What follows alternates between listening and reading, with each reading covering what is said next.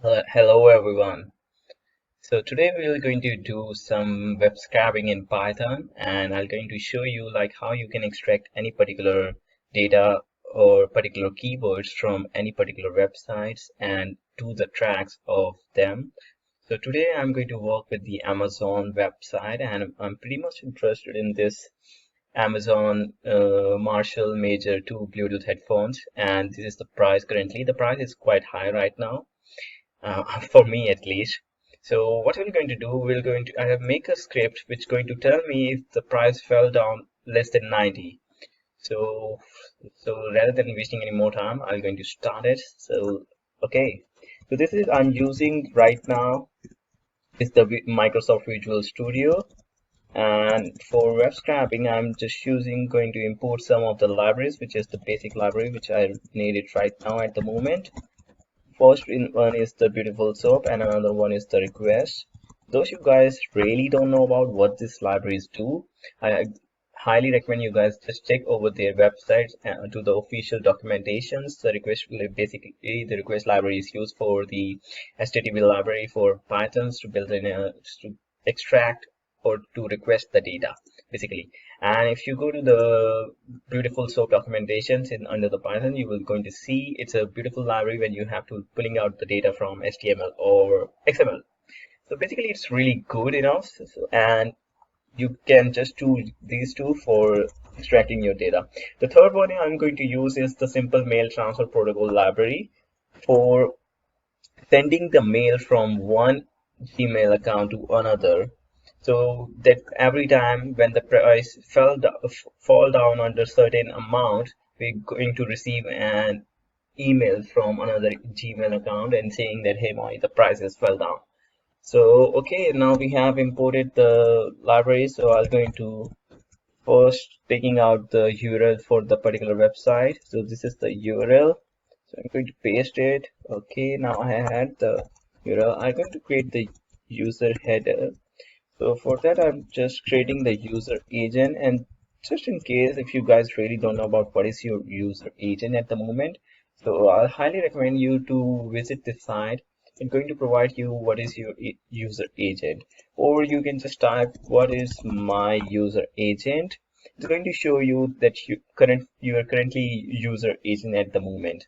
So once you have the user agent, that's it. Okay, I'm just changing to double quotes. My apologies. Okay, now we have the URL and the header. So what I'm going to do, I'm going to create the page, and using the request packages library, I'm going to get the URL. Okay, I'm getting the URL and the headers equal to header. Okay, now we have the request the page. Now I'm going to extract the, so for that I'm creating the beautiful soap object and passing the using the beautiful soap. I'm going to extract the content of the page, and this is going to be in HTML parser format. So okay, so if I'm going to print soap right now, it's going to print going to show me the whole extract the whole web page under my browser right now at the moment. Okay, it's showing me the error. Oh, it's sorry, my apologies for that thing. It's going to be not from, it's going to be import. Okay, let's run it. Oh, here as well, sorry. Okay, now what's wrong? No, all good. So as we can see that it's extract the whole data under terminal at the moment, so that's really good. Now we don't need to see the whole data. All we are interested in the two things. First is the title and another is the price. Just to extract the title and price, I'm going to copy that and go and inspect it. So I find out the ID belongs to product title. So what I'm going to do, I'm going to create one variable or object, you can say the ID. I'm going to title and I'm going to find out.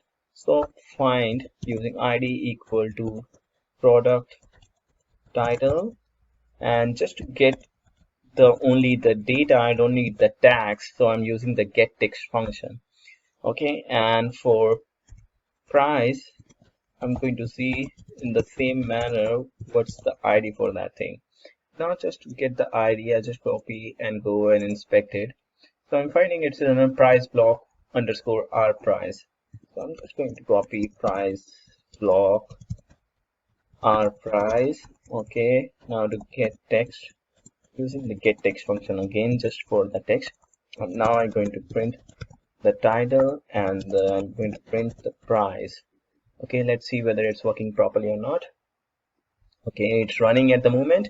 So you can see we extracted both the price and the title, but if you see there is a lot of empty white spaces. The reason behind it, because Amazon, I don't know why they put it, something wrong with this particular product, or I don't know, because when you span this ID, you can see here, you can see a lot of white spaces. So we know that it's Python, it's really easy to remove the lot of empty white spaces. So I'm just going to remove using the strip function.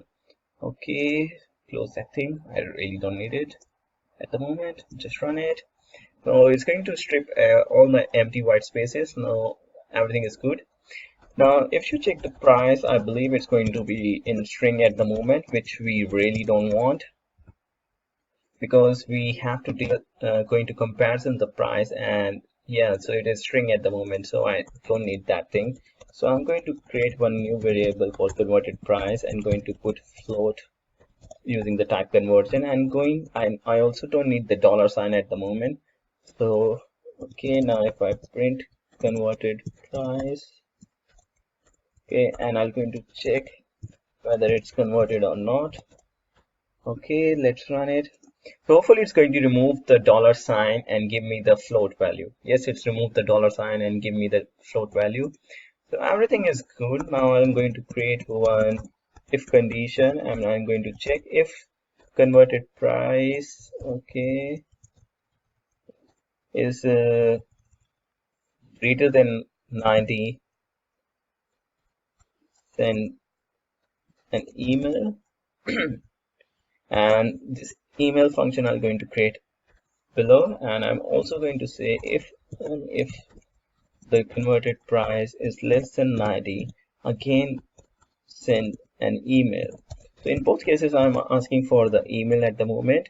Now the thing is, you guys are going to, I'm going to put everything under one function, so that is going to be convenient for us. Just use tab. Okay, so I'm putting everything under check price. Okay, so I'm just creating everything under one function, check price. Okay, that's really good. Now I'm going to create another send email function in which we're going to use, I'm creating one object, or you can say one variable, and I'm going to pass in that the using the simple mail transfer protocol library. So I'm going to pass the SMTP library dot okay, SMTP, and I'm going to pass what I needed, SMTP Gmail, because I'm going to pass it through the Gmail ID right now at the moment, and I have to pass the port number. I'm using the port 587. The reason why I use 587 is because it's the default mail submission port. If you're really interested in what port should you use for your SMTP, you just refer to this website. I'm going to put it in the description below. So which SMTP port should I use? Understanding the port 285, 465 or 587. So depending upon your need, just I'm using the 587 at the moment. And the second thing is I'm using the server.lo. I believe that you guys really don't know about at the moment is what is Allo. Allo is just for identifying yourself as the extended simple mail transfer protocol serving using the Allo. So for that thing, I'm just using it. Okay, now I'm going to make my connection secure. And for that, I'm going to start the TLS. This is the transport layer security, just to make my connection from insecure connection to secure one, right now at the moment. Okay, now I'm going to log in, and for login you have to pass your email ID and password, and I'm sure I'm not going to show you my real password. So what I'm going to do, I'll go to my Google account, and if you go to your Google account, you can go to under the security tab. Make sure you have two-step verification on at the current moment. Go to the app password. Once you go to the app password, create a new password for general purpose at the moment. And I'm going to delete that password because I'm going to show it how you can create it. So I'm just going to select it mail, and I'm going to select it as Windows computer. So it's going to generate me the password. This is going to be the 16 digit every time. So I created that password. I'm going to put inside here. Okay, so I put the password. I'm going to give the subject of to the inbox, hey Moi, the price has been fall down.